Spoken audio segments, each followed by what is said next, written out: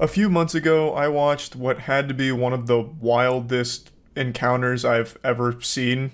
This is a vigilante predator hunter group that was busting the person they were investigating in public. And this goes completely insano style. It becomes cartoonish. It's almost like a Benny Hill chase scene here. I couldn't believe what was unfolding in front of me. I am currently looking for my fiber. Your what? Fiber. Fiber? Yeah, because I gotta poop. You gotta poop? I'm constipated. I've been constipated. Yeah? Yeah. This is a very interesting tactic. This is a high-level maneuver. He is claiming that he's not there at the meat spot for a 13-year-old boy. He's there to get some fiber so he can take a shit. He's been constipated, so he's there for some poop pills. And it doesn't take some galaxy brain genius to put together the puzzle pieces here, connect the dots, and deduce that he is on meth. You know, he's getting loopy off that poopy right now. He is high on meth, which isn't just speculation. At the end of the video, they released their entire investigation, screenshots of all the text messages that were exchanged between this guy and who he thought was a 13-year-old, and meth comes up a lot. Even right before meeting, meth was discussed, and as you can see in the title, he was arrested, and they did pretty much confirm meth was in his system. Hey man, I can involve the police or we can have a conversation. You want to have a conversation? Sure. Do you want to turn around and talk to me? I gotta find this first. Hey bro, I can call the cops right now, or we can just we can just have a conversation. I'm actually really constipated, sir. Please, can you actually let me get my supplements so I can actually go home, so I can poop, and actually so I can poop well? Step 1 should have been involving the authorities the second you found a real pedophile that was trying to meet up for sex with a 13-year-old and like get them smoking meth or whatever. I don't understand why that wasn't the first thing you did. Luckily, there's spoilers in the title, so you know he does get arrested, but not for the reasons of this investigation. Some crazy shit happens towards the end. Had he involved law enforcement earlier, even from the start, I feel like this could have been far more effective. It seems like the first thing he did when he identified a real pedophile was try and figure out how to monetize it and make a viral video out of it or something. Because he gets like 2 different cameras out. He's got like the fucking Steadicam. He's got so many cameras set up. He's got like the GTA cinematic angle going on here. So it really feels like the #1 concern was trying to figure out a way to monetize it. He also has like calls to action in the video to subscribe to his channel. He's got the People vs. Pred watermark. This shit is branded out of the wazoo.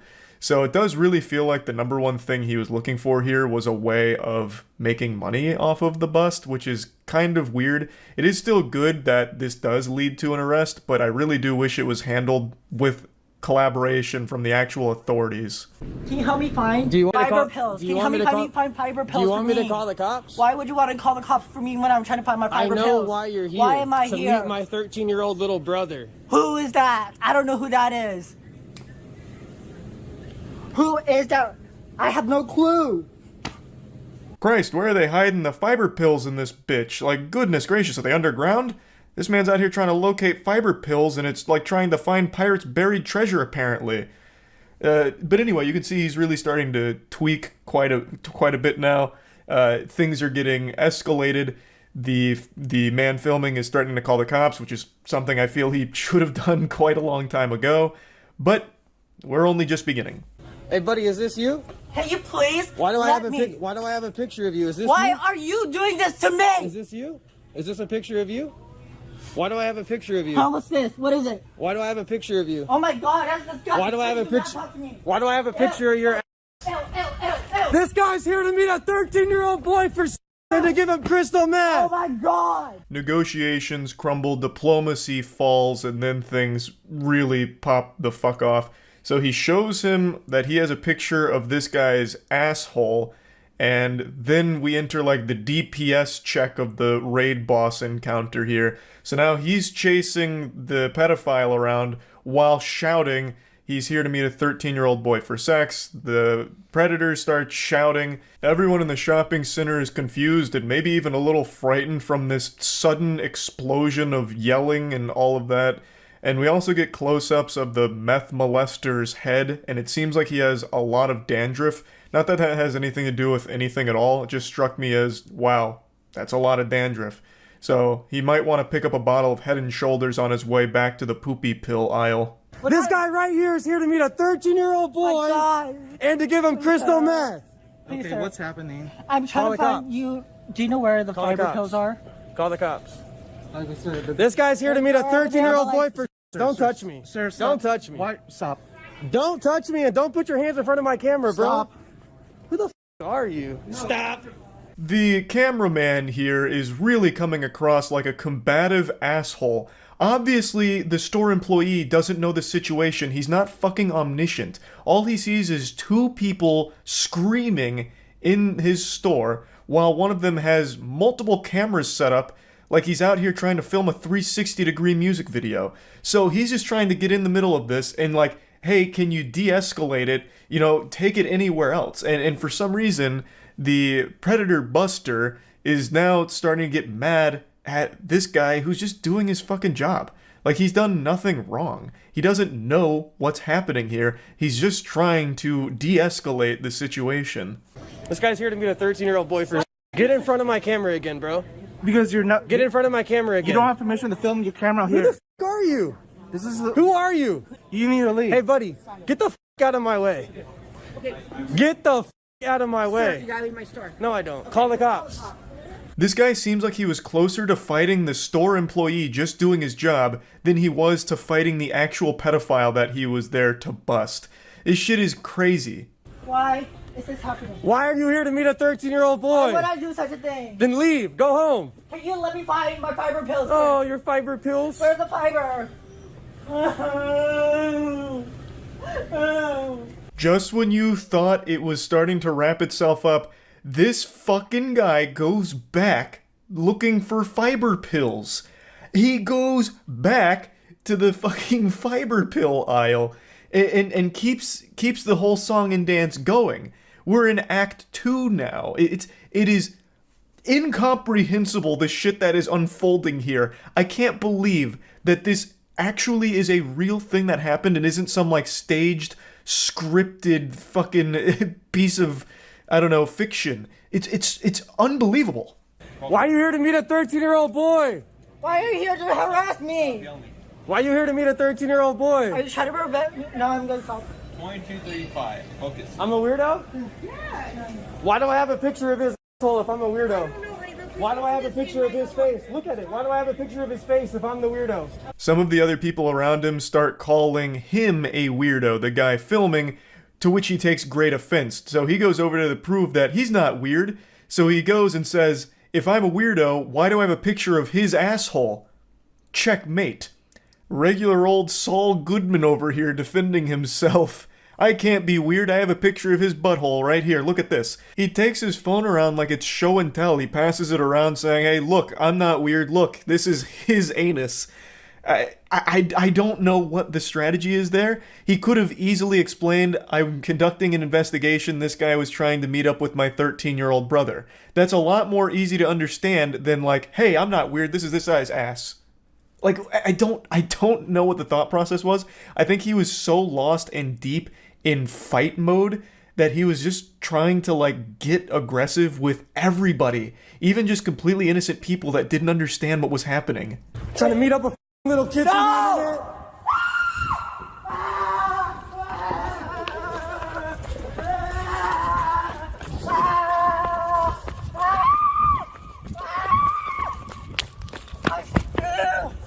I saw a comment that perfectly described how this part in the parking lot plays out. They said he's acting like he's the 13-year-old boy running away from a pedophile. And that is so accurate. He's running around like hysterically screaming and just going absolutely ballistic. He runs in a circle and then even lays on the ground for a little bit, kind of wiggling around. Can I just go poop? Ah! Ah!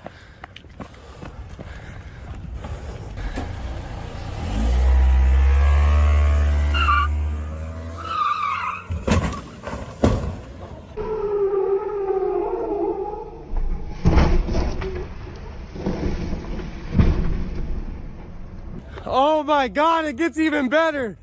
The pedophile is high on meth and operating a vehicle, and it goes about as you'd expect. He immediately peels out and fucking blasts himself like right over like a small little tree and some bushes. It really looked like it was about to take flight. That was some shit out of Need for Speed, honestly. Like, god damn. Oh my God! Whoa, hit and run, call the police! Call the police! Immediately after vaporizing a tree and destroying that like area of bushes, he peels out once again and manages to hit one of only two potential obstacles in the entire fucking parking lot. Someone else's car. He goes by and hits someone else's car. There is literally only two cars in this entire fucking parking lot.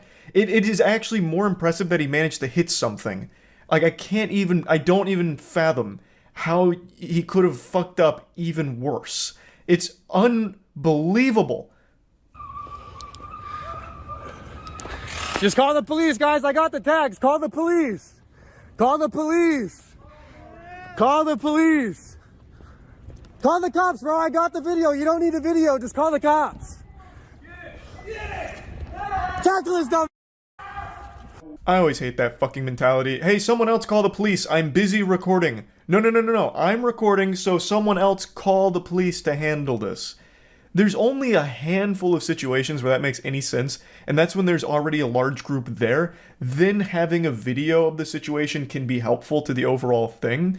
So you could have one person video while someone else is calling the authorities, but in this case it was just him for the entire thing right up until the very end. He should have been the one to call the police, but didn't. And the predator makes another inexplicable decision. Instead of leaving, he instead pulls up to the front of the store he just ran away screaming from and parks it. He just drops that shit right in front of the store he just left and then gets out to try and run back into the store, which I don't understand at all. He's treating it like this was some kind of safe zone or something. And as he gets out of the car and tries to run back in the store, he gets tackled by a good Samaritan who had just seen the hit and run and everything that unfolded in the parking lot. So he gets tackled by that guy, and it's like a Goldberg spear. That is a great form textbook tackle. And then the cops do show up to arrest him. Yeah, that's the one thing, sir.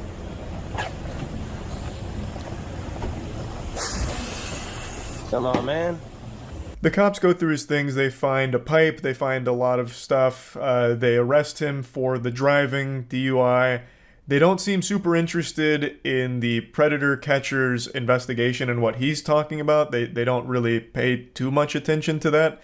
Instead, they arrest him for, of course, the way he was driving the vehicle. Now, I've mentioned this numerous times over the years. I'm not really a fan of vigilante predator hunters for the simple reason that 9 times out of 10, the pedophiles that get caught in these operations don't face any real repercussions other than like a video being made about them. But law enforcement can't use the investigations because they're less than professional, meaning the predator doesn't spend any time in the slammer, they don't go to jail, which allows them to continue preying on children in their communities. Now, I do think there are extenuating circumstances, like for example EDP. EDP may have not gone to jail, but that video that was made about him by the, fucking Gotham Knights of Predator Catchers did a great service to the whole community. I learned about an extremely degenerate cop today that had a video surface with his behavior that's probably more embarrassing to the department than that cop that started going like G.I. Joe mode and just mag dumping after an acorn fell on his squad car. Officer Anthony Hare of the San Diego Pussy Department found himself in hot water after he was caught red-handed in the back seat with a female arrestee after she said she was down to fuck. So, one can infer from the context here that they weren't back there playing any Magic the Gathering. They weren't having themselves a commander night. There was sin and semen that contaminated the vehicle. He laid down more than justice that night. He's since resigned, but you can scrub away the cum, but you can't scrub the video footage because it has surfaced. Not of him actually, doing the dirty deeds here, but of him being caught. because he locked himself in the back seat and thus needed assistance. And speaking of assistance, I bet you need help drinking beverages in a better way. That's what this Moist GamerSupps Waifu collab cup is all about. It's still available for about 1 more week, so go ahead and get this puppy right now. It's the finest goblet you'll ever drink out of. I'll put a link to it in the description.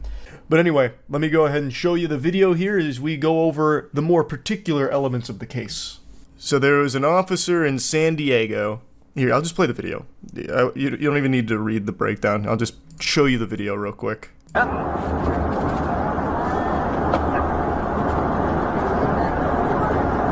you're not?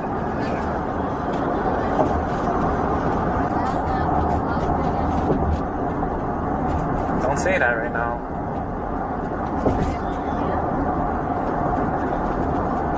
No, I said don't say that right now because everything's being recorded right now. So this opened my eyes to a problem that I talked about a lot. That cops have full control over when they can stop recording something. So he mentions right there, this woman's like, I'm super down to fuck.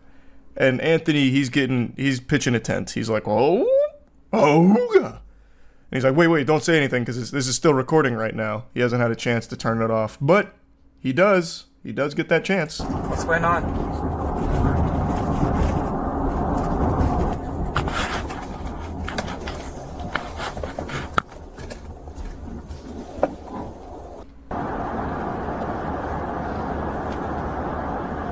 So then he takes her down here, and then they slam ham, and he gets locked in the back seat of the car. So he pulls over here. He and this woman, they do the hanky-panky in the back seat of the police cruiser, and Goober's stuck. So then another officer gets to the scene to free him.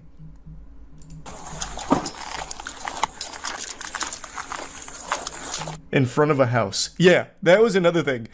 The place he pulls in front of is just a fucking house. Like, imagine, like, you see the police car pull up, you're like, oh god, what's happening out here? And then you see this officer fucking in the back seat of the car here. Like, he didn't even go anywhere secluded or anything. He literally just slabs up in front of this house.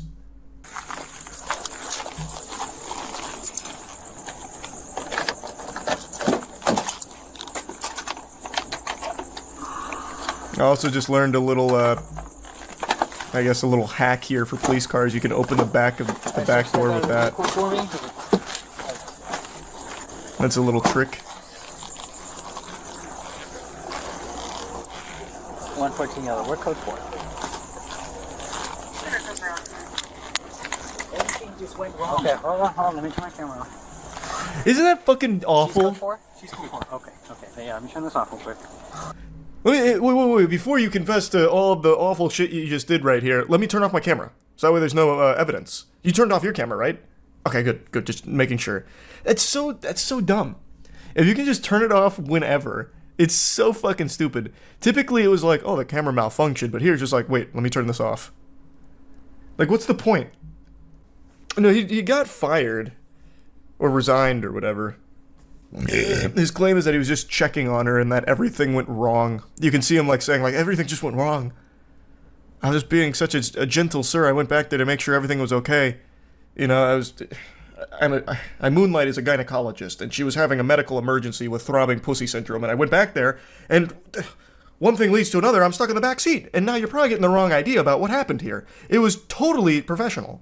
The semen was there earlier from a different suspect. You should have seen this fucking maniac. This degenerate was jerking off in the back seat and fucking blowing loads all over the place. It's not my semen.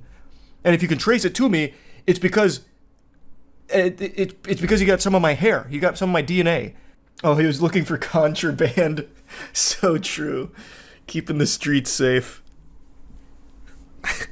I was back there purely to make sure there were no drugs. She obviously planted the evidence on his belt. Now, the official explanation here from the source itself, Mr. Anthony Hare, says that he went back there because he believed that the woman was having a medical emergency. I'm actually inclined to believe Mr. Hare on this claim because I think there is a very high chance she was suffering a medical emergency. Cock withdrawals. This is a serious medical condition. In fact, it claimed the life of one of my buddy's grandmothers when we were growing up. She actually passed away from wiener withdrawals.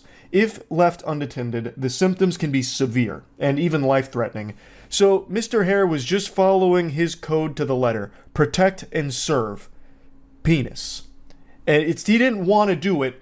Brother is a hero. He shouldn't be forced to resign over a misunderstanding. He should have been given the key to the city, I'd say. This whole thing is a classic example of it's not what it looks like, you know.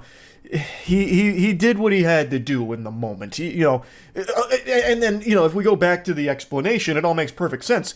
When he was getting out of the car, it accidentally knocked his body camera off, which is just a pure coincidence that the body camera, you know, went dark after she had made the statement about being down to have sex, and after him mentioning that the body camera was recording things. It's just really just unfortunate timing that he happened to have knocked the body camera off and it went dark right after those things had been said. But it could happen to anybody. According to the other officer, Mr. Hare was pretty embarrassed, refusing to elaborate on exactly what was happening and why he needed him out there and why he was asking about like a master key to the vehicle and stuff like that. And the woman was also, interviewed by investigators, and she claimed that he had asked for her number and to meet up when she was released from jail, saying he wanted to get with me when I was done with the warrant or whatever I got arrested for. She told investigators there was never any sexual contact between her and Mr. Hare. Really? You sure about that? What happened? Was there ejaculation showers that night? Why did he have cum on him? Where was that? Did someone like drive by and like throw in a cum potion? Like how did that happen if there was no sexual contact? But who am I to question the official story, I suppose? One thing I would like to see a little bit more elaboration on is why the officer who showed up told him to stop talking so he could turn off his body cam and they continue the conversation. That's a little weird, right? If it was all just like a big misunderstanding, wouldn't you want that on record so you could clear up all of the misconceptions about it? That just seems a little suspicious. I just think it's super dumb that at any point in time an officer can just turn off their body cam and that doesn't lead to a lot of questions about why. I don't know, that just rubs me the wrong way. Kind of defeats the whole purpose of it, really. I wonder how often this happens. Probably more often than you'd think, I guess. I would guess. You remember, I actually made a video on this one like a year ago. There was a cop who slabbed up in front of a school. I think it was a high school, and had a woman come into his police cruiser so they could fucking clap cheeks, so that way they could steam ham together in the back seat of his police cruiser in front of the school, and they would kick her out. So they were like having an affair, and they do it in front of a school. So it probably happens a lot. In general, is it illegal to have sex in a car? That's a really good question. I'm gonna Google it. Because I think it would count as like public indecency or something, right? Wouldn't it, if you got caught?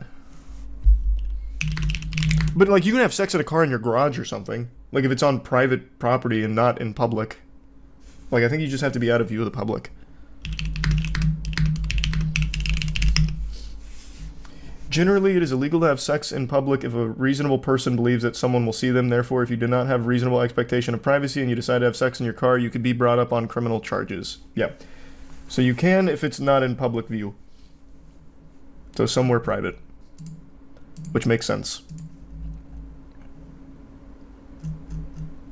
Makes membership pricky. Though I like the idea that there's just a blanket illegality to it, like having sex in a car will have you in jail no matter where you do it. So like you park your car in your garage, you fuck your wife or whatever, and then all of a sudden the sirens are blaring like, get the fuck out! Get off the ground! We know what you just did here! You're going to the slammer! Having sex in a car! Have you no decency? If you fuck in your car in the garage, do you leave it running? Educational question. I guess it depends on how long you last.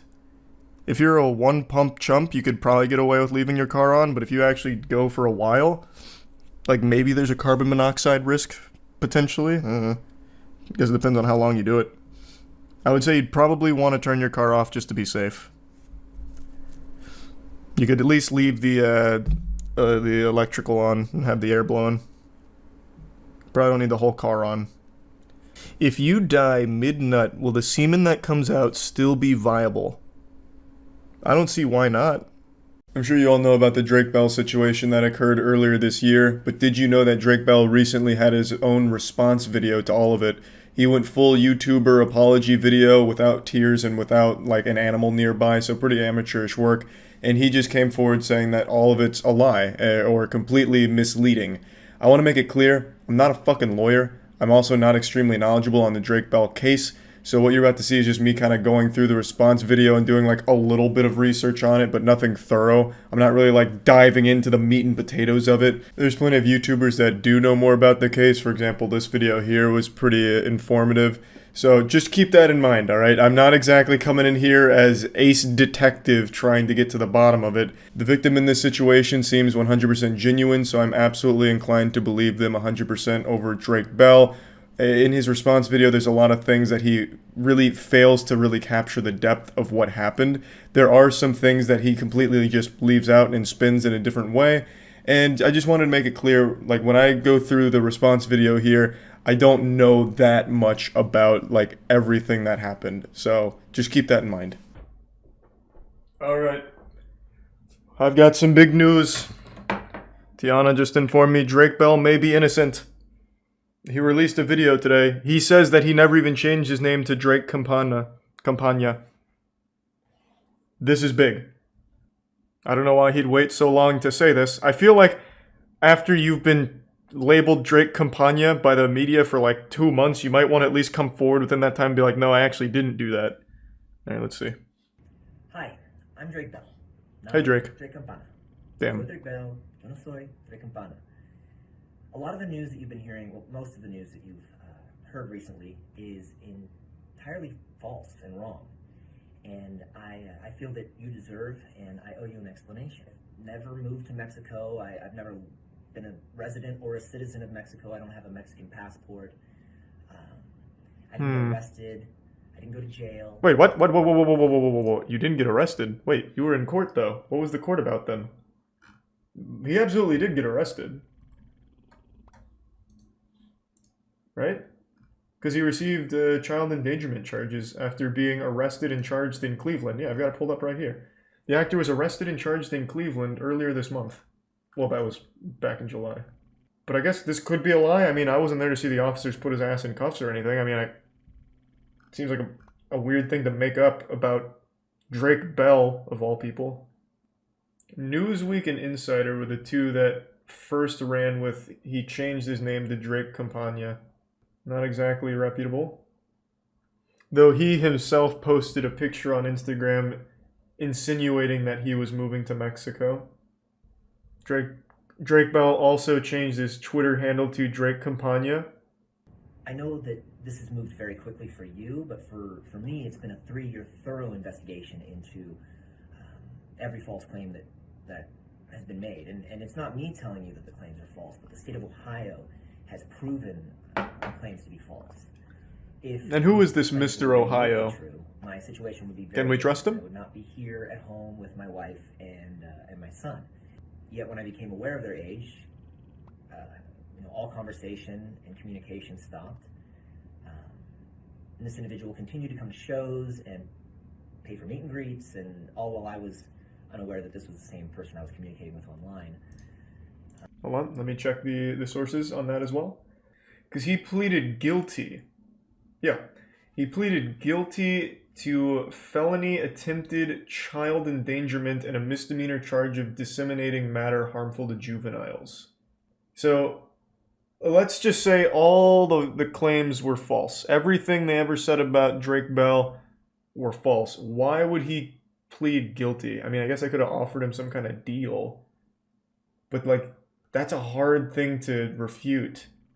Because he literally pleaded guilty to felony attempted child endangerment and disseminating matter harmful to juveniles, which I believe is dick pics.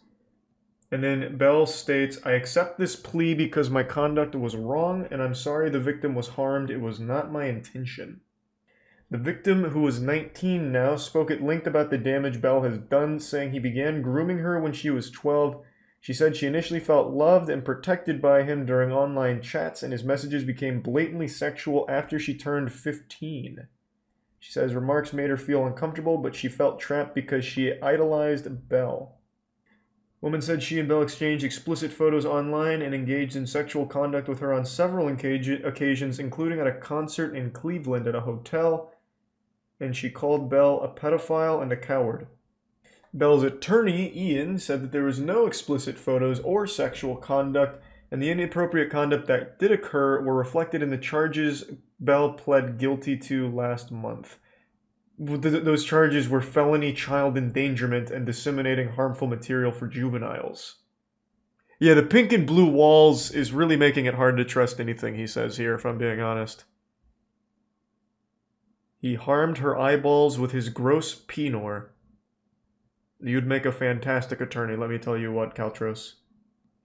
Oh, here we go. The attempted endangering children charge relates to the concert where Bell violated his duty of care and created a risk of harm to the victim, Cuyahoga County Prosecutor's Office spokesperson Tyler said previously. What does that mean? Also, Cuyahoga is an intense name. That sounds like a goddamn, wrestler. Or like a barbarian. How do we know Megan isn't behind all of this? Can you imagine that fucking prank? Megan actually set all of this up. Comes into court and just slaps down the papers and calls him a boob.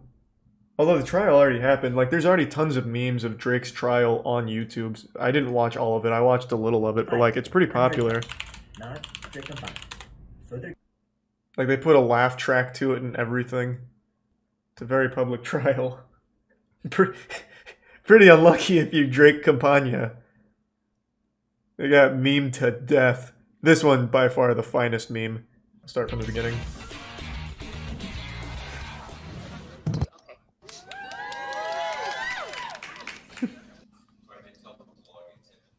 Okay. Let's fucking go! I'm still doing... While I play this, I'm going to do more research on the case, since Drake is saying it's all a lie. My understanding, there's been a plea agreement reached where the defendant will plead guilty to count 1, attempted endangering children. It just sounds like this guy needs to clear his throat. Can someone get this man a lozenge? Mr. Bell, how old are you? Currently 34. How far did you go in school? GED. Are you presently under the influence of drugs, alcohol, or medication? No, sir. No, Your Honor. Are you undergoing psychiatric treatment? I mean, I've seen a psychologist. I don't know if that's psychiatric treatment. I wouldn't have mentioned that, sorry. Okay. You understand what we're doing here this afternoon? Yeah, it just goes on like that for 5 minutes. It's pretty good. Also, to the guy that said you should watch the whole trial instead of 40% of it, bro, you're giving me way too much credit. I haven't watched 40% of it. I watched 5 minutes of a Nickelodeon spoof on it. So yeah, there's really no more elaboration on the violated duty of care statement, but it seems like there were no cock pictures. And it also doesn't seem like he did an EDP and sent a shit pic. There was no poopy pics exchanged either, from what I understand, so... I want to make clear that there were no sexual images, nothing physical between me and this individual. I was not charged with anything physical. I was not charged with disseminating of photographs or images or anything like that. That is true. I just looked that up. Strictly over because of the messages. I felt that it was the best way to... So did that 12-year-old girl design your house, Drake? What is going on here? I can't stop looking at the background. True. Do your own research and come to your own conclusions. And I just want to say thank you to all of you for sticking by me, and I love you, and I will see you soon. All right. But I mean, yeah, pleading guilty to that stuff is still not good. So what was like the sentencing then? Since he pled guilty, is it like probation or something? Because I don't see any follow-up on that. Yeah, it is probation. Never mind, I just found that follow-up. I don't know how I missed it. It's right there, it's probation. I love his explanation. Don't worry, I didn't send dick pics, but I did send sexually explicit text messages. Much better. Well, yeah, that, when you break it down, I guess that actually is the message. Those pink and blue walls are rough. 100%. His house is a gender reveal party. True. Yesterday, Ava Kris Tyson of the Mr. Beast crew had a ton of evidence surface about horrible behavior with how they communicated with minors, as well as a past of really disgusting shit. A lot of people are calling the Season 7 writers of 2024 internet drama lazy because they're reusing a similar plotline. A lot of people drew comparisons to Dr. Disrespect recently being outed for talking inappropriately to a minor. There are tons of screenshots to showcase exactly what was being said to someone who was between 13 and 14 years old at the time, and it's fucking gross. It's completely unacceptable. Some of them were just public tweets right under everyone's nose. So, Ava Tyson was an adult at this point. Lava was a child. And saying things like, I posted some fire nudes for you, please no share, and then other shit like, but not $5 pathetic JK kissy face, they seem to communicate a lot, even sending Snapchats. So here's one that says, coming for America, and then goes on to talk about being in a group chat and everything. And I've seen a lot of people try and cope and deflect saying like, oh, it's just edgy jokes, people are blowing this out of proportion. What a bunch of fucking nonsense. That's a load of hooey. That's dirty barnacles. That's ridiculous. Under no circumstances should an adult be communicating with a child in any inappropriate manner whatsoever. Edgy jokes between an adult and a child are still fucking gross. That's not like the slam dunk defense that some people seem to think it is. Under no circumstances should an adult be in a group chat with a bunch of children sending coming for America pictures. Like, that's still bad. That's still horrible. That's still really fucking weird. From what I can tell, most of the screenshots and a lot of the compiled evidence comes from this YouTuber, Prism42. This seems to be where most of it started, and since this video dropped, there's been a lot more screenshots that have come out with all kinds of really bad things that were being said to or about minors. I've only shown a couple here, but there's quite a bit more, and they're all just as bad, if not worse. Like, for some reason, Ava Tyson had a habit of calling a 13 or 14-year-old daddy. Like, you can't just write that off as being, like, quirky, inappropriate, edgy jokes that people are blowing out of proportion. That's unacceptable. It's indefensible. Now, the 13, 14-year-old in question for a lot of these messages is someone that has come forward to give their own accounts of the situation, and according to them, they don't believe that they were groomed or anything bad was done on the part of Ava Tyson or anything like that. And I'll just go ahead and give my take on it here. I talked about it on stream, and I'm not trying to be some kind of armchair psychologist because I'm just, at the end of the day, a little reptile brain idiot. But I really do feel like in a situation like this, it's very difficult to process just how inappropriate or unacceptable something was when you lived it. I imagine that it's very difficult to view this as the person that you communicated to so closely for so long was actually evil or doing things that were wrong. But in reality, no child should have this kind of relationship with an adult where you're joking about sending nudes to a minor or making edgy jokes about coming for America. So while the person here might not feel like a victim, it really is completely unacceptable that Ava Tyson would be communicating with them like this. It really is, no matter how it's spun. Now, it is important to mention that right now, most of the evidence is screenshots, so I guess there is the chance that some could be faked, but some of them seem very hard to fake, like there's a video going through a Snapchat conversation with Ava. There's also confirmed things that were publicly tweeted from their account over the years, which I'll get to now. And it was also revealed that Ava Tyson had a history of being a Shadman enthusiast.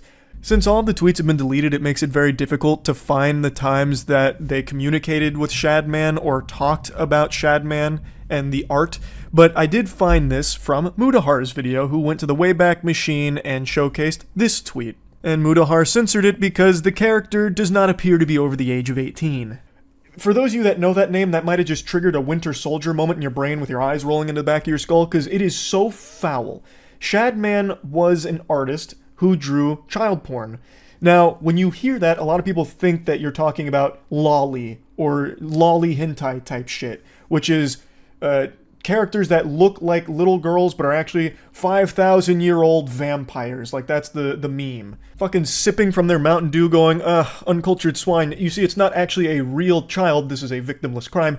This may look like a 4-year-old girl, but you don't understand the lore. She's actually coming from a sophisticated line of goblin ogres, and she is over 400 years old. So it's completely legal, and you're weird for thinking that it's weird. But with Shadman, he wasn't drawing lolly. He was drawing real children sexually. So one of the most infamous cases was when he drew Keemstar's 8-year-old daughter in a pornographic setting. That actual fucking lunatic drew porn of an 8-year-old girl. That's not hearsay or anything. That is something that actually happened. And you know what's even crazier? I talked about this on stream. A lot of people supported him publicly. Like, a lot of people defended that. Back when Shadman dropped that revolting dog shit, there was a lot of people that were pumping their fists saying, "Go Shadman! It's Keemstar, who cares? Doesn't matter, he deserves it anyway. Shadman, do you take requests? Can you do this person's underage daughter next?" He received applause for drawing child porn. Let that shit marinate for a moment. So anyway, Ava Tyson has publicly tweeted about lolly. And in particular, there are tweets of Ava Tyson talking either to or about Shadman. A lot of the tweets are gone now because the Twitter account has been nuked, but there are archives of a lot of them. And one thing that still persists, and one thing that a lot of people have been showing, is that Ava Tyson may have actually commissioned a piece from Shadman, or at the very least, purchased a piece from Shadman. There's a clip from a MrBeast video where there is Shadman art hanging on the wall, belonging to Ava Tyson. I censored the close-up of the art for obvious reasons, but this is something that is irrefutable. The only question about Ava Tyson and Shadman's connection is whether or not a piece was commissioned or purchased. But at the very least, a piece was owned by Ava Tyson. And I don't think there's any wiggle room to just explain this away as some kind of innocent whoops-a-daisy moment of being ignorant of what the art was. With Ava Tyson having publicly talked about content and art like that, and then also owning a Shadman piece, I don't think it's some kind of coincidence. Like, I don't think it was an accident and they didn't know Shadman drew child porn. I really don't. And then yet another disturbing video surfaced where they had actually made a video a long time ago that linked to revenge porn of Jeanette McCurdy. The story is she sent pictures to her boyfriend, her now ex-boyfriend, and he leaked them out. And but the link's in the description if you want to see them. I mean, I'm not endorsing people to go look at somebody else's private business, but I know that you know, people might want to see them, so it's there if you want it. That's crazy. That's astonishing. Sharing revenge porn publicly and trying to spin it like, well, some people might want to see this, so for you degenerates, I've posted the link in the description. If you want to check that out. But you'd be weird to do that, and I'm not endorsing it. That's unhinged. Completely unhinged. So all of this started to hit the mainstream. More and more people started sharing screenshots as well as other chat logs, all kinds of things with a history of communicating inappropriately with or about minors. And in response, a couple hours ago, Ava Tyson did make a statement, and this is what was said. I would like to apologize for any of my past behavior or comments if it hurt or offended anyone. It was not my intent. Seeing recent events, we've mutually decided it's best I permanently step away from all things MrBeast and social media to focus on my family and mental health. That is kind of a textbook non-apology. It doesn't address anything. It doesn't talk about anything. It's just like this blanket boilerplate statement about stepping away. There's no denial of anything, no claims that some of the information is false, made up, fabricated, a lie, a fib, a bunch of malarkey, nothing at all. You would really think that if any of the information was wrong or faked, that would be one of the first things that Ava Tyson would want to set the record straight on. But that didn't happen. Even if it was something like needing more time, I really feel like that would have been expressed in the statement, saying, need more time to talk about all of these things that are incorrect. But again, that's not there. So they're assumed to be all correct at this point, and they're indefensible, the things that have come out here. As I was rendering this video, Ava Tyson dropped more tweets claiming that no one was ever groomed, and then states that the victim vocally supported that that's false. I again, already told you my feelings on that. I really don't think a child who has this kind of relationship with an adult would ever really recognize just how inappropriate it was because it became so normalized to them, which it never should be. It's a horrible thing, and there really is no excusing it in my eyes. Going further, there's an apology about unacceptable social media posts and then saying that it was edgy jokes and that it was unacceptable humor, that it's like a thing of the past and it's been misconstrued into things that didn't happen, and then not wanting the accusations to impact hundreds of people who work at Mr. Beast, which is why Ava Tyson has stepped away. I just don't think you can write off a lot of those social media posts as edgy jokes or edgy humor when you actually owned art from an artist who draws child porn. That's not a joke anymore. Haha, bought some child porn art. Like, that's not exactly side-splitting comedy. Like, I don't really think you can just go ahead and hand wave that as being edgy and like old humor that you've grown from. And then some of the tweets about it and like requests, what's the joke? Like, what's the punchline of that? I really don't think you can just say, oh, it's just edgy jokes that are blown out of proportion. Sorry if people are offended by it. Like, that just doesn't really work to me. As of right now, there's been no response from Mr. Beast or anyone else on the team about all of this. So it remains to be seen whether or not Jimmy or anyone else on the team knew about these things or what's going on there. But as of me making this video, there's still no response yet. So this whole situation is obviously horrible. And there's a little bit more I want to talk about here, and it's something I didn't even think I'd ever need to talk about, but I guess we've reached this point in the internet where this is necessary. I've been being attacked on Twitter, just fucking dogpiled, about my ignoring the situation and refusing to speak on it, being too much of a coward to talk about all this, which is crazy to me. And then people saying like, oh, where was the same energy for where was the same energy that you had for Dr. Disrespect here? And it's crazy that I even have to talk about this. So last night during stream, this story was still breaking. Things were still coming out about this story. And I talked about it on stream last night. The same day all of these pieces of evidence were surfacing. I talked about it immediately. Once I became aware of what the evidence was out there and what the claims were and what was going on, I was talking about it right away. And I even posted a video that is highly edited and short, nice and concise, about the whole bare bones of the situation and my thoughts on it for the second channel, so that way even if you have the biggest brain rot and can't focus on a video for long, you can still finish that whole video and see just how bad this whole Ava Tyson situation is. So I talked about it immediately, but Twitter didn't see that video, and the ones that did wrote it off as, oh, he's only going to put this on his second channel because he's afraid to put it on his main channel. He didn't do that for Dr. Disrespect. He was like that with Dr. Disrespect. You are provably wrong. All you had to do was activate a few fucking neurons in your noodle. Check my Dr. Disrespect video. I posted it at, I think it was 9 p.m. on June 22nd. June 22nd is when my Dr. Disrespect video went up. The allegation against Dr. Disrespect was on June 21st.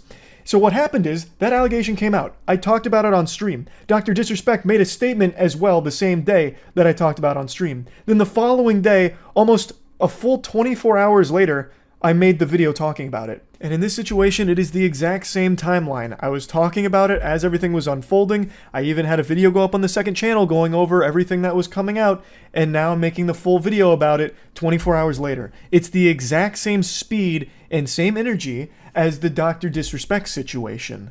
And the main person who started this lightning rod of accusations about me ducking it and refusing to address it is fucking Sneeko of all people. Yo, look out, Moist Critical is not gonna go talk about the Kris situation because he wants to have the Mr. Beast collab. Bro, you're gonna talk about every other trending situation, Dr. Disrespect, Sneeko, anything that goes viral goes on your main channel. Kris, the associate of the biggest YouTube channel in the world, you do a 4-minute clip on your second channel. Stop coping and be a journalist if you're gonna be a journalist, or just say that you wanna have the collab. Stop lying. Jesus Christ, the fucking drool there is gonna drive me insane. I need to go put on the fucking bathrobe here and give him PTSD or something. What do you mean it is a 4-minute clip? Because I did that so people like you who don't pay attention long enough could see my take on it and also get the bare bones information of what makes it so horrible. That's the reason it's a 4-minute clip on the second channel. It was never going to be the only video I made talking about it. I was always going to make a full breakdown of this because it's bad. It's a horrible situation. So yes, you're right. I do talk about like big trending bad shit like Dr. Disrespect or like Cody Ko most recently. I don't know why people thought I wouldn't talk about this. I knew Cody Ko far more than I knew Ava Tyson. I talked to Cody Ko at length one time on his podcast and then one other time in DMs. Ava Tyson, I met 1.5 times. I first met them after a poker game with Mr. Beast. They showed up right at the end, right before I left. And then at the most recent Mr. Beast video, also right when I got out, Ava Tyson showed up and I talked to them for a couple of minutes. But I never knew Ava Tyson very well. Cody Ko I did, and I still wasn't afraid to talk about how awful his shit was. So I've never been someone to fucking shy away from a bad situation like this just because I know or am familiar with the person that it's about. So I don't know why people thought that that would be the case here. And also, for the millionth fucking time, I'm not a journalist. I'm like the Z-tier stupid journalist, like this actual layman fucking CTE-riddled idiot that reports on stories, and I talk about them usually to make jokes about them. In rare cases, and recently it's been very common, there's serious stories that I am very passionate about delivering and talking about how shitty they are.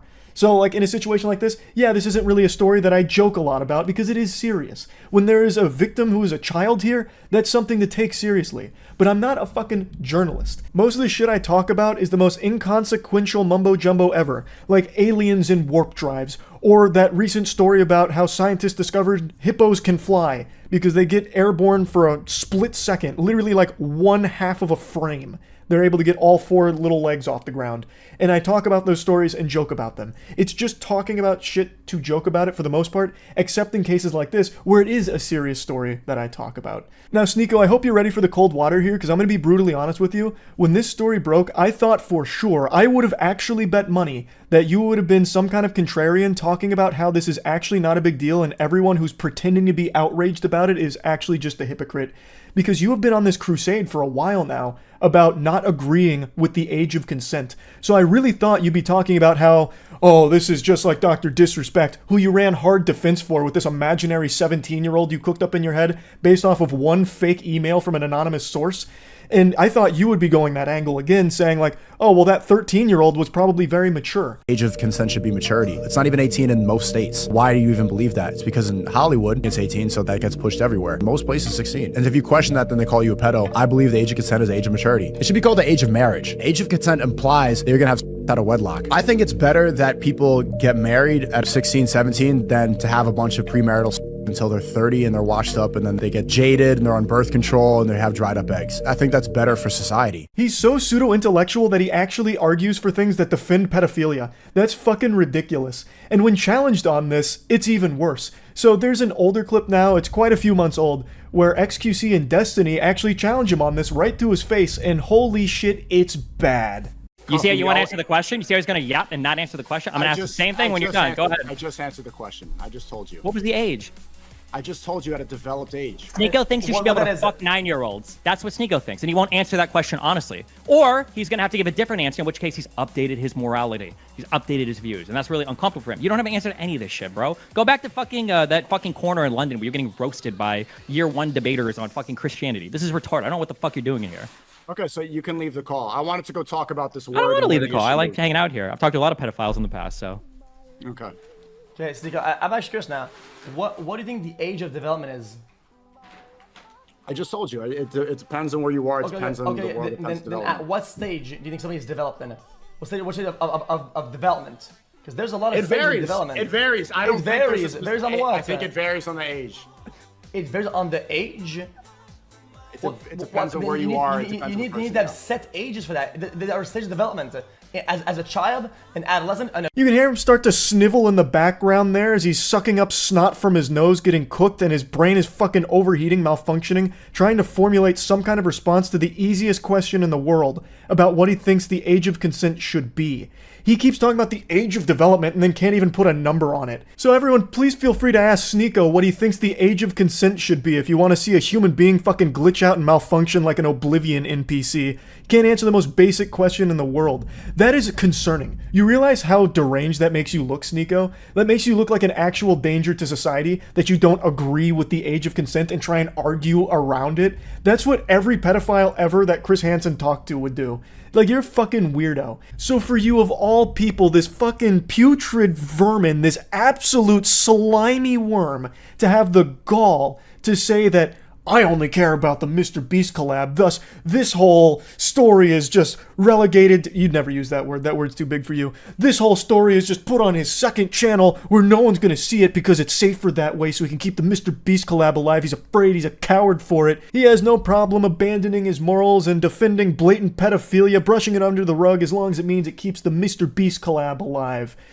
For you to make insinuations like that, and even claims like that, is fucking unhinged, considering you make actual pedophile defense arguments constantly, and you have publicly put on the clown makeup and worn white knight armor complete with the shield to defend Dr. Disrespect when he himself publicly admitted to messaging a minor inappropriately. It's fucking insanity. It makes me want to spit that I even have to talk about this, but it became such a huge, fiery issue on Twitter about me specifically that I felt the need to have to include this in this video, which should have been entirely focused on everything Ava Tyson has done and why it is so shitty. But now I've had to dedicate a sizable chunk to talking about these claims against me, about how I'm not going to talk about it and was not going to talk about it until pressure from Twitter forced me to, even though I had talked about it as it was developing and even mentioned on stream I was going to make a video on it. So to bring it all back to what should actually be the focus, the Ava Tyson situation and how horrible it is,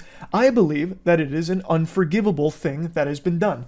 Talking to minors inappropriately is horrible. And having this kind of continued relationship with a minor where you're sharing edgy and inappropriate jokes back and forth and being in group chats and voice chats with children and saying gross things around them is so weird that it is not okay under any situation. It's disgusting behavior. And publicly supporting an artist who draws child porn and even owning art from that artist and talking about art like that and the revenge porn, all of it is very fucking bad.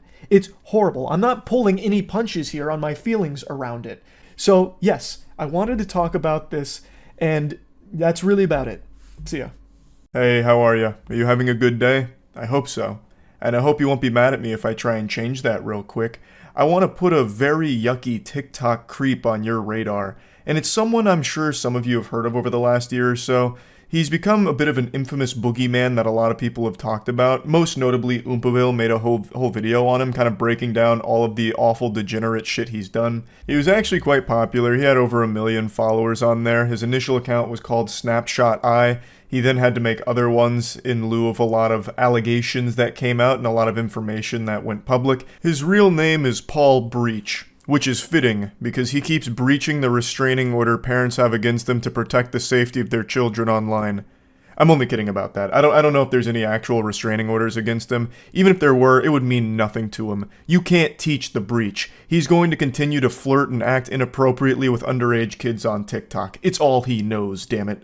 So, Paul Breach is an alleged predator, but a confirmed creep. And I'm not here to just go over all of the allegations. There's quite a few videos that cover them extraordinarily well. The reason I'm talking about him is he's blowing up yet again thanks to a clip of his that just went viral. This is during one of his nightmarish TikTok lives. Oh, there's a plane crashed in Tanzania. Oh, blimey. Into the lake. So he gets this tragic news and immediately goes right back into lip syncing and shit. Now keep in mind, this man is in his 40s. Now, I'm sure you didn't need me to tell you that. You can look at him and immediately deduce this isn't exactly a teenage boy here doing this cringe-ass lip sync shit. Terrorists have infiltrated a local Burger King. Oh, jeez. And they're slitting the throat of the hostages. Jinkies. Hey, prayers to the families.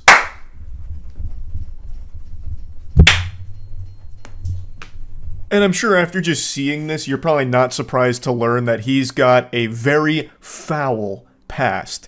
So, he's no spring chicken. He's in his 40s here, and he constantly engages inappropriately with young girls in his audience, and it's something he's come under heavy scrutiny for a long time. He's actually somewhat of a pseudo-celebrity in the UK, where people sometimes have gone out of their way to find him and make fun of him directly to his face. Sometimes there's even like in the wild spottings like Bigfoot where they'll start filming him and then go up and start insulting him.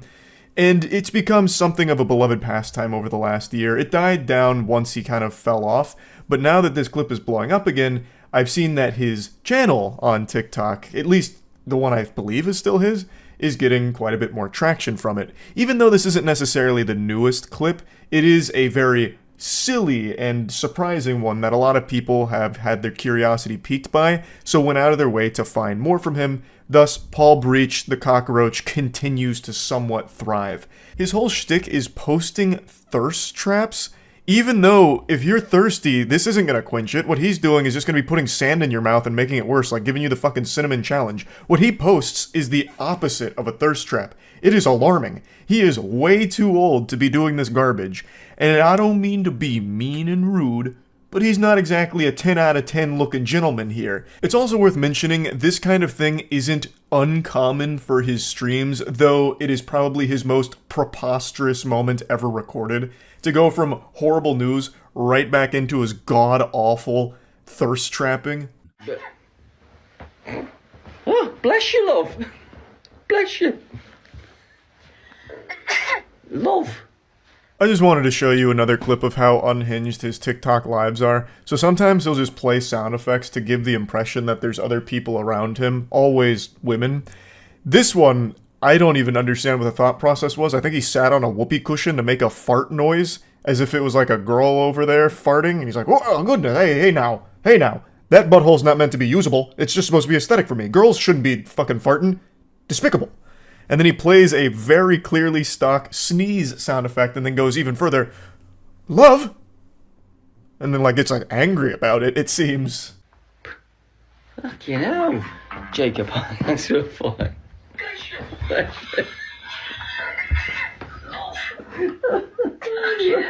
So much. That is a fucking cracking impression of me, love. How you do that? It's actually one of the saddest goddamn things imaginable. To be so fucking lonely that you have to fake interaction around you on a TikTok live stream where people go there mainly to make fun of you, because by this point he had already become kind of like a TikTok spittoon for people to stop in and spit a loogie into.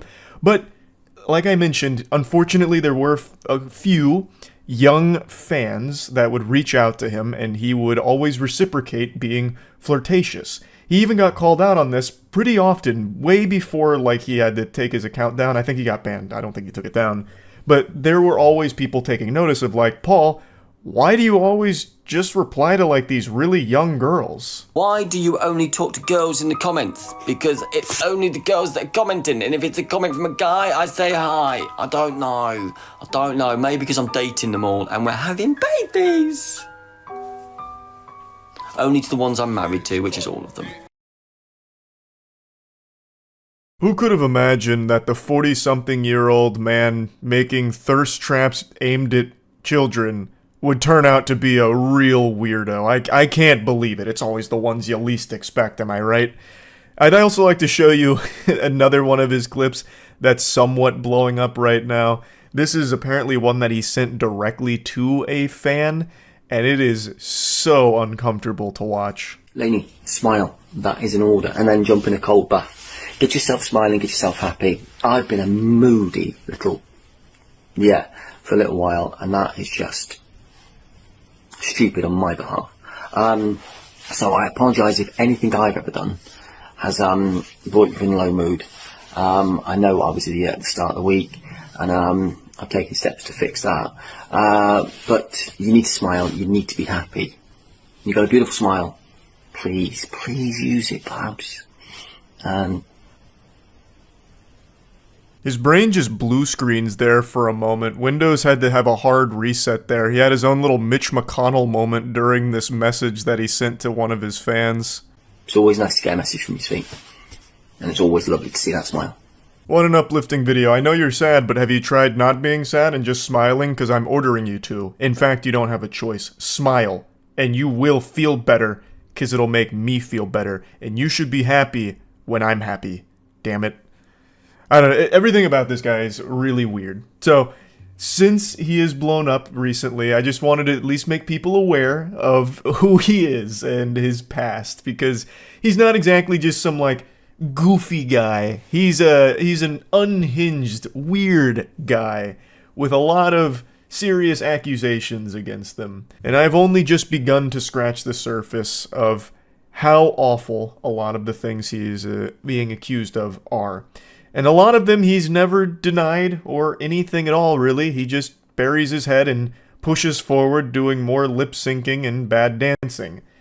And people have confronted him directly, and he still never really denies any of it. It's hard to explain, and the whole point of this video was just to let you all know Paul Breach sucks. That's about it. See ya. It's been a pretty wild last couple of years for Roblox, with a lot of information being exposed about some very bad people in the community that have done some awful things, as well as even Roblox themselves putting on the clown suit and doing some absolute dumb, awful ideas, such as suing a YouTuber for $1.6 million, which ended up being a giant nothing burger and a huge mistake on their part. They just ended up looking really silly and stupid in that case, and really, Roblox has been kind of like Gotham City recently, with the amount of terrible shit going on and actual crime. I'm not exaggerating, real crime, and that's what I want to talk about today. Ruben Sim, the YouTuber that was being sued for $1.6 million, but walked away with a huge dub, has still been fighting the good fight against some predators in the Roblox developer community, and one of them is now looking at potentially 2 life sentences. So huge hats off to Ruben for helping make this happen. The FBI did step in and make the arrest after conducting their own thorough investigation on that same individual, and hopefully all of that goes well in court and is sentenced properly, because this shit is downright deplorable. And Ruben Sim also highlights all of the floundering that Roblox did when handling this. They didn't take any of this seriously. This was an open pedophile who was preying on minors in the community, saying terrible, awful shit, doing terrible things, and Roblox themselves did nothing to stop it, and it eventually culminated in this individual getting a 15-year-old girl into a stranger's Uber, going 700 miles across the country to meet him at his apartment, and authorities busting in shortly after, since they were closely monitoring this guy. Overall, absolute dogshit handling of this case by Roblox. They did nothing to protect the children that use their service, and it is mostly children. They did nothing when confronted with this information about a pedophile who had an extremely popular game on their platform and was using that level of fame to actively prey on minors. They did nothing really to stop it. Ruben took it into his own hands and worked with other members of the community in order to try and get this individual held accountable and taken off of the platform. So great shit all around from Ruben. Definitely go show him some love. His channel link is in the description of this video. And now I'm just going to show you some of the video he made talking about all of this and going over it from top to bottom. A Roblox dev got arrested by the FBI. What, today? As in Ruben Sim's new video. But did it happen today, or is he covering the... Because I know one dev got arrested quite some time ago. So is this a new one? The arrest happened a few days ago. Oh, shit. Because there was a former dev that did get arrested. But that wasn't, like, super recent. When I first learned about Arnold, I only knew him by his online aliases. He named himself Shadletsky, after one of Roblox's founders, John Shadletsky. And like convincing people that he was his brother. Seems legit, right? Let me see. Can you prove you're actually Shadletsky's brother? No, it would require effort. Couldn't care less about doing effort. Just got done doing the most complicated physics you'll ever see in Roblox. So any more effort can suck my dick. What? What? Is this the physics? He sent a screenshot of, what, a Chaos Emerald or something? Like, what is this supposed to fucking be? This weird little sapphire. That does look like the most complicated physics I have ever seen in my life, though. It's sonic spin dashing. Over the span of 5 years, Arnold went from being one of Roblox's highest paid developers to being indicted on 2 felonies, facing 2 life sentences and $500,000 in fines. Holy shit. From what I understand, all of this started in 2017. Arnold was in the early stages of creating a Sonic the Hedgehog spin-off game called Sonic Simulator. Oh my god, it actually was sonic spin dashing, wasn't it? This is a callback to something a while ago. Is this that YouTube channel that was like an open pedophile? spin-off game called Sonic Simulator. Here's a video from his YouTube channel showing... That guy also made Sonic games, though, which is fucking wild. The guy that was, like, openly admitted to being a Got pedophile. 90 million visits. It was well monetized, fully voiced, and it had a decently sized community. And that's where the problems began. It was pretty common knowledge that these jokes were being made in my community. Maybe not to the extent it actually occurred, Jesus but Christ. definitely known. So far as to the point where I was known as the old man with kids in his basement. We'll come back to this video later. Are you sure that's someone different? Because I feel like we heard that. Are these two different people? No, this is a brand new video. I definitely haven't seen this. Here, I'll just pull up what I'm talking about, so that way we can immediately compare. I don't know why I'm asking the fucking chat, who half the time suffers from short-term memory loss anyway. I think it was called the Andrew Files that did the deep dive. Is this the one I'm thinking? No, actually, it was, this was something different. It was, oh, God. There's been so many goddamn Roblox predators. What? My God. People make games. Thank you. That was the one. I couldn't remember the full video on that. Yeah, people make games. The Roblox pressured us to delete our video. Content one? They covered someone in here that I think is the same guy that we're talking about right now, who's facing the 2 life sentences. Yeah, responding to the document allegations. Okay, so then this is someone we learned about. I really thought it was familiar. Yeah, because of the Jeter Man YouTube channel. Apologizing for the things I've said. Yeah.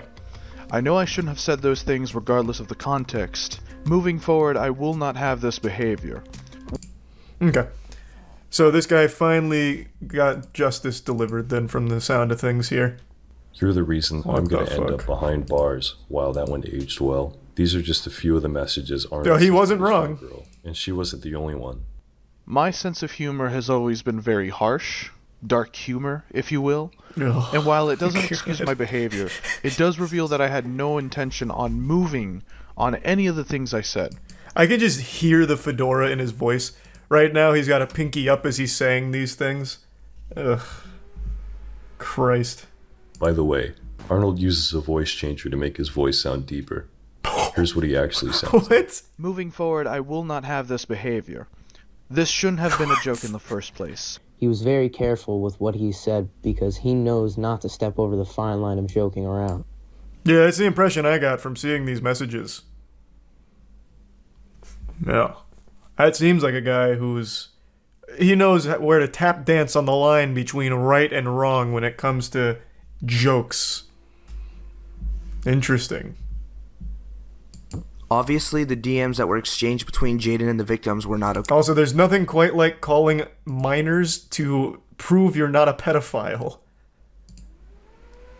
Quite the big brain strategy. No, look, I'm not a pedophile. Here's a 17-year-old on my payroll who can say such. Towards the end of the video, he shifts the blame onto the 12-year-old and calls her an attention seeker. First things first. Red, what I said to you earlier about my apology was completely sincere, and I hope you can someday let go of this hatred.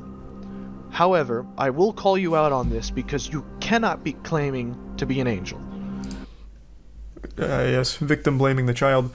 What's really sad is looking at the like-dislike ratio here. He didn't, get slapped down with the dislikes. So he must have actually had support from the community, which is fucking crazy. Since the video is over half an hour long, I created my own video breaking it down in less than 7 minutes. Surprisingly, Arnold's main account was deleted not long after my conversation with this staff member. Arnold, however, prepared for this. Also, I'm pretty sure this account is on the... So Roblox has a public wall of shame that is actively updated anytime there's movement like that with bans. What is it called? I think it's Roblox... They have an FBI's Most Wanted for Roblox, and I can't remember what they call it. Does anyone remember? Is it terminated players? Because I remembered it being more than that. But there's a different one, though. That's much more focused on the worst of the worst. Is it oh, it's controversial.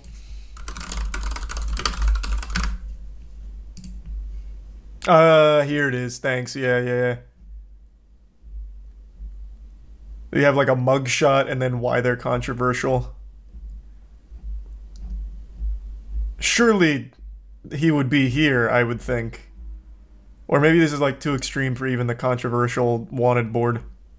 On September 9th, 2021, his account was terminated for swearing in front of a Roblox intern using voice chat on one of his alternative accounts. And he's earned his place in the hall of evil of Roblox. So yeah, perhaps like actual pedophilia and shit is a little too extreme to be on this wiki. I think that makes sense. If DevRel really wanted to protect their users, they'd have deleted his game and curbed his Roblox income. Roblox's bottom line depends on parents trusting the company with their kids' safety, and that's not going to happen if this is the response to child predators. Very true, but I think one thing Ruben misunderstands is parents don't even care if the shit's safe for their kids. They just need something to distract them. So much parenting these days is just placing a fucking iPad in front of them and letting them go unmonitored on the internet, unsupervised, and then getting mad if something happens and blaming the companies for it. That's just the most fucking common parenting technique at this point. I don't even think they care if Roblox is necessarily safe as long as it doesn't cost them money somehow or cause some kind of issue. 2 weeks later, he tweeted, "Thanks for driving more money to my game, man. Oh my Jeez, God. you guys are really fucking stupid by giving me all this publicity." Man's capitalizing off being outed as a pedophile, talking about raping kids. To the kids. I spoke with a detective who really seemed like he wanted to help, but since I didn't know anything about Arnold's real identity, there wasn't much they could do. The only people who could have known who he actually was Roblox. Since Arnold was approved for the developer exchange, they must have had all his personal info. Had someone at Roblox been the one to make that call, it's my belief that Arnold would have been arrested years ago. Less than 4 months later, Arnold posted a YouTube video showing that he's still the owner of the game. I also noticed the same Discord server he was using to procure underage girls was still linked on his game's page. I messaged the staff member asking if they could remove it, and his response was, "They can just add it back." Things stayed pretty quiet. That's like, who works at Roblox? Actual children too? That's like some shit I'd say as a kid, like, what's the point in showering? I'm just gonna get dirty again. Like, it's not even the point. Like, taking action is still worth it, even if it could just be added again. I really didn't have time to continue with all this. I'd just gone through a lawsuit from Roblox, and I really wanted to get back to making videos, so I forgot about everything until May, when one of my viewers told me Arnold had disappeared. He wasn't talking in his Discord server or responding to messages. A few people thought he killed himself. As it turns out, Arnold had been arrested by the FBI. Following some breaking news God damn. at 6 o'clock, 22-year-old Arnold Castillo of New Jersey is facing federal charges. The reason we're covering this In December, he took interest in another underage girl from his Discord server. Oh, This girl was shit, okay. 15. Arnold was 28. So the FBI went on their own side quest and got him. $1,000 to have her picked up and transported 700 miles across state lines to his home in New Jersey. When her mom noticed she was missing, she called the police. 2 days passed before she was able to meet with a sergeant and a detective at police headquarters, where she told them about Arnold. She knew of him by his fake name, and the fact that a few months prior he had placed orders on Amazon to her house, including several $1,000s worth of electronics that were canceled after the delivery deadline was missed. The police got a hold of Arnold over the phone, and of course he claimed his name was Jacob Shedletsky. Can you just imagine a world where Roblox actually takes pedophiles seriously, and then he's never in a position where he pays an Uber driver to transport a child 700 miles away from her parents to be with him? That is entirely on Roblox's plate right there. That is entirely their fucking fault. This could have been squashed 2 years. Well, this was 2022. Yeah, 2 years prior. In the video, Castillo's voice can be heard narrating over images regarding allegations that he is a pedophile. Based on his vocalized rebuttals, the allegations sourced from unidentified fellow social media users who were reportedly juveniles. Those users had apparently informed Castillo that they were teenagers, and he ensued by making sexual advances and other derogatory remarks towards them. This has to be one of the first times where a YouTuber apology video is actually cited in a legitimate arrest. That's big. Dr. Rofatnik really fucked Arnold Castillo here by making that apology video with the deep voice modulator. When I learned about all this, I called my local police back and asked them to forward the info I gave them to the FBI. Arnold has since pled not guilty, and his trial is scheduled for November 7th. He'll take a plea deal. No doubt in my mind. He's not going to try and fight it. with the overwhelming evidence and a physical sting operation that observed a minor going into his apartment after being reported as missing, and then the $1,000 bribe to the Uber driver to bring them there, and getting all of his messages, no shot. He's going to take a plea deal. Really fumbled that one there, huh, Roblox? This is still all supposed. Well, he's not found guilty on it yet, I suppose. So yeah, I suppose the right word is alleged. But he has himself confirmed all of the things he said to minors, even blamed them for attention seeking by bringing it up. And then the goddamn FBI investigated and caught physical evidence, watched a minor go into his apartment after the whole missing persons report on a child. It's pretty solid evidence, I would say. I think we can at least surmise with a high level of confidence that not guilty is probably not the right word here.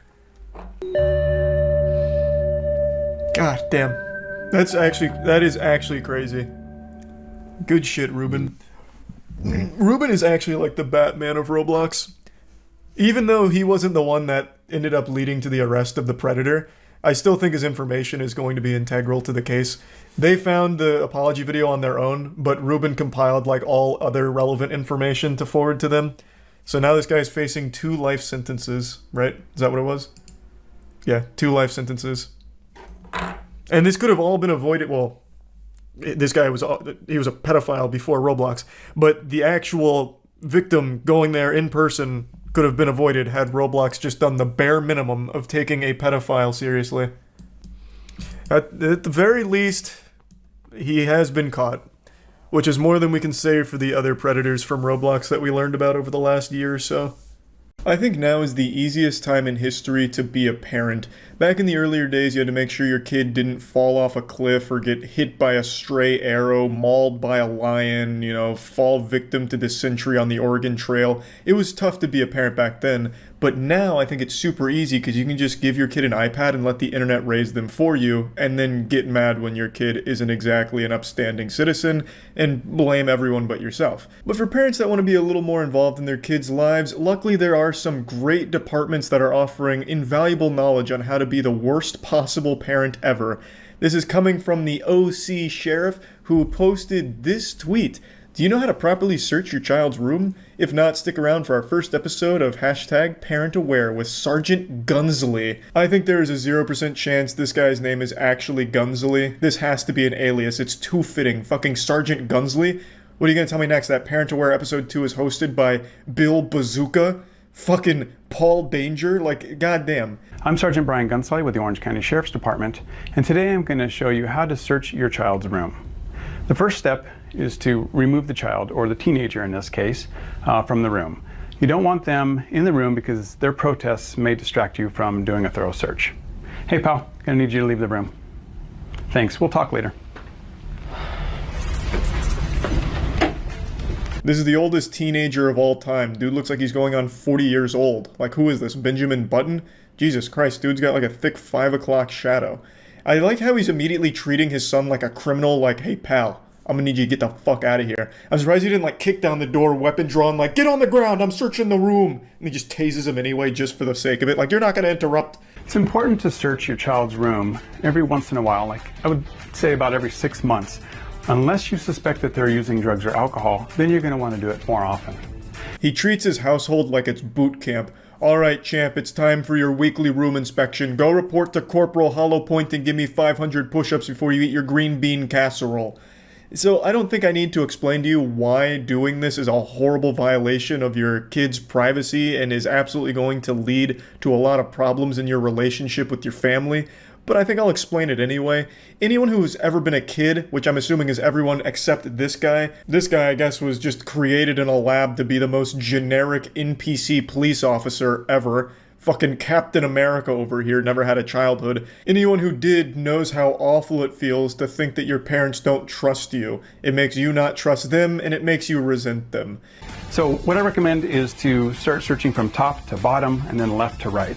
So here I would start searching in this plant and then go across to the right, and then we'll search into whatever containers that are here. I always want to look inside the containers and inspect things thoroughly. See, here we have a container with, looks like a place for someone to hide something. So I'm going to hang on to that. Certainly want to talk about that in a little bit. What a weird item of interest. It's just an empty bottle. Like, that's super normal. What do you mean you're going to have a talk with them about that? What is that conversation going to look like? Come here, son. Look, I found it. That empty bottle of vitamin gummies. Bet you're using it to store drugs, aren't you? You break my heart. I raised you better than this. Get out of my house. When it comes to books, you just want to search through all the pages and just see if you see anything. Here we have a picture, it looks like, of a child with a gun to their head. This may indicate that they're thinking about committing suicide. So that's something that we want to talk about with our child. Yeah, that sounds about par for the course. If my dad was like this, I'd probably have stick figure drawings of a gun to my head as well. If you're the kind of parent that's actually going to follow this advice and routinely kick their kids out of their room so you can thoroughly search it like you're looking for a fucking treasure map, you should go in expecting something like this, some cries for help to let you know that they're miserable. I also really like the background music here, the royalty-free Facebook shit. Really helps elevate the tutorial. So here we have something. This looks like a scale of some sort. So that could be used by someone who's maybe purchasing drugs or selling drugs. So that's something that's disguised. We'll hang on to that. Pretty fucking cool scale, but it makes it feel like this whole thing was filmed in 1998. Why the fuck would someone disguise a scale as a PlayStation 1 video game? You draw more attention with that than anything else. Like, that is some old school shit. Obviously, this is all set up for the tutorial here, but I like to imagine it all is real spur of the moment. Like, he just barged into his son's room, get the fuck out, I'm searching for contraband, and this is the result. So, like, in that case, I feel like his son is innocent, and Sergeant Gunsley's framing him, like he's setting him up. This definitely belongs to an older man. There's no way a kid who's selling drugs is disguising their scale as PlayStation 1 Tetris. No chance. But that does seem like something an out-of-touch cop would do to try and bust people undercover. You know, like just parading around. I do love these video games, am I right, kids? We love Tetris and PlayStation, right? Oh, heroin just fell out. That's super weird. No one's a cop here, right? Like, you guys wouldn't want to buy this, would you? Looks like a container of some sort. Let me see what's inside. We have hidden in here, we have some, looks like marijuana. So I am going to hang on to this. We're going to have a little talk about that. Some teens use this to get high. They can use this as a huffing device. So if you have dust off or any type of computer duster in the room, we want to remove that because that could be used as something dangerous and that could be deadly. Imagine Sergeant Gunsley just hits a mean whip it on camera. Kids use this to get high, and so do I. That'd be fucking great. Now, this is the first thing he's done that seems reasonable to me. You know, keyboard cleaner is very dangerous. You don't want that anywhere around your kids. And I just don't think he went far enough because there's a window right there. That's extremely dangerous. His kid at any moment could throw himself through that window and kill himself. So I think he needed to put some bars on the window to keep them safe and maybe even pad the walls a little bit because we don't want him to like hit the wall kind of hard and hurt himself. Just, I think we should start taking a little more inspiration from the isolation units at prison in order to keep our kids safe. If your first thought upon going into your kid's room and seeing keyboard cleaner is, oh my god, they must be using this to get high, then you have already utterly failed as a parent and something has gone awry.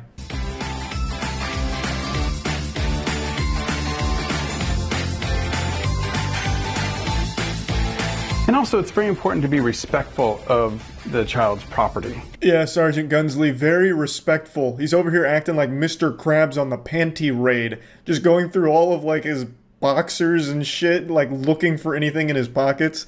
Yeah, that's the first thing I thought of is, wow, look at how delicate he's being. Here we have some more clothing. Looks like everything's okay there. Oh, I have a pipe hidden inside some socks. Ajax, I don't know why this would be in his room, so I would inspect that a little better. In fact, here we have another container that we will talk to him about. And certainly you want to collect all these items. They shouldn't have them in their room. Good lord, who's his son? Cobra Commander? What's he gonna pull out next? A golden AK-47 from under his bed? He's really hit the jackpot here. And here I have a couple of little baggies. It looks like they may have had some drugs in them or something at some point. So that's another indicator.